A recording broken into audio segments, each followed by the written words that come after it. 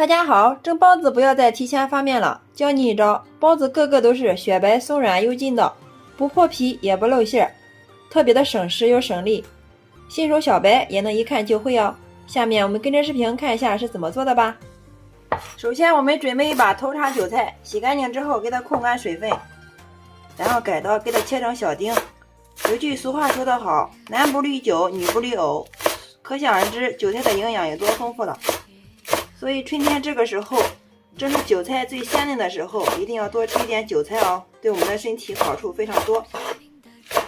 韭菜切好之后，装在一个大一点的碗中，先不要往里面加油，先往里面加入 0.5 克的食用碱，用筷子充分的把它搅拌均匀。加入食用碱，这样可以防止我们韭菜变色。搅拌均匀之后，往里面加入适量的熟油。加食用油的目的，这样可以锁住韭菜的水分不被流失，而且颜色更加的翠绿。加入提前切好的胡萝卜丁、香干丁，还有提前泡软的粉条切碎，然后用酱油给它拌一下。调味的时候往里面加入一勺白色的食用盐，适量的五香粉，少许的胡椒粉去腥，再加入少许的白糖。加入白糖可以防止我们吃韭菜的时候烧心。适量的浓缩鸡汁，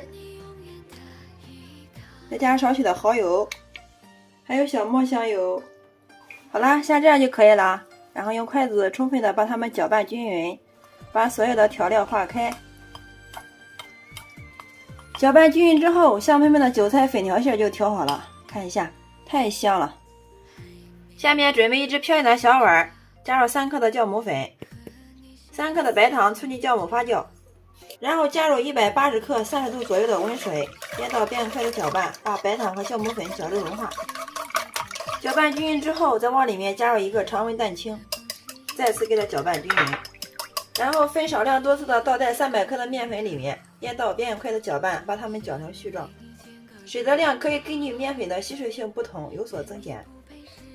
搅至絮状的时候，往里面加入5克的猪油，然后下手给它揉成面团。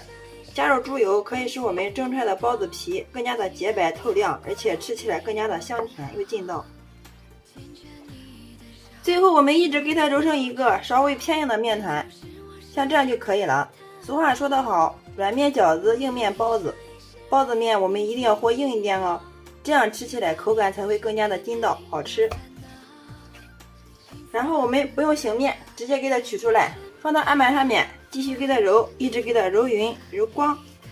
最后我们一直给它揉成一个像这样的光滑面团，然后直接给它搓成长条。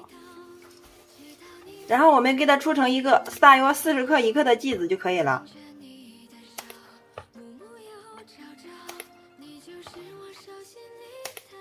取出一个剂子放到案板上面，给它整理一下，整理成一个圆形，像这样就可以了。擀成一个边缘薄、中间厚的包子皮，再放上一份我们调好的馅料，放进来之后用勺子给它压一下，然后按自己习惯的手法把它包成一个包子的形状。包的时候我们尽量把这个面给它提起来，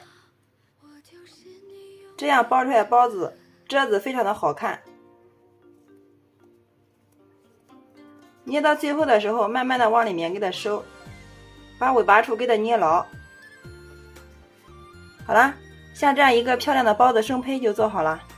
所有的包子生坯全部做好之后，给它均匀的码放到笼屉里面，放到温暖处，醒发至原来的 1.5 倍大。